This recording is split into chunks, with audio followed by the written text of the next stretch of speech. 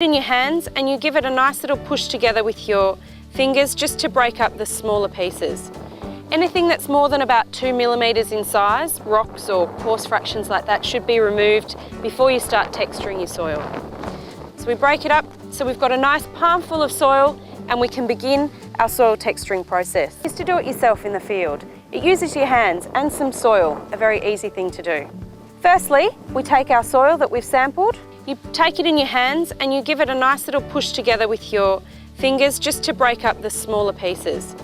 Anything that's more than about 2 millimeters in size, rocks or coarse fractions like that, should be removed before you start texturing your soil. So we break it up so we've got a nice palm full of soil and we can begin our soil texturing process.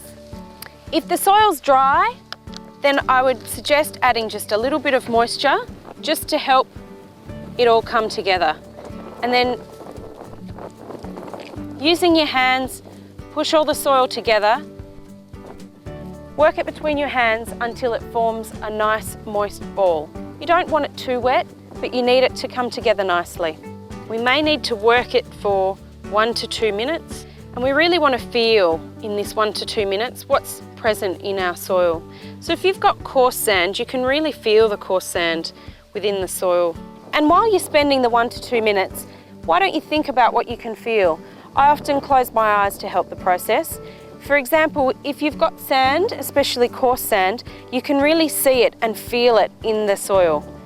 If it's a fine sand, it might be slightly more difficult, but holding it to your ear, you can often hear the fine sand in there grinding together. Now, a clay is very much like plasticine. It forms a nice ball that holds together, and it's often quite sticky. And if you've got a lot of silt in your soil, like this one appears to have, it stains your hands quite a lot. It feels silky to the hands, so it's important to take that time to really feel what's in your soil. So when you've worked it together for a while, the next process is to form a ribbon. So we push it between our forefinger and our thumb. And in pushing that, we're creating what we call a ribbon. And we do this a few times so that we get an average across the ball.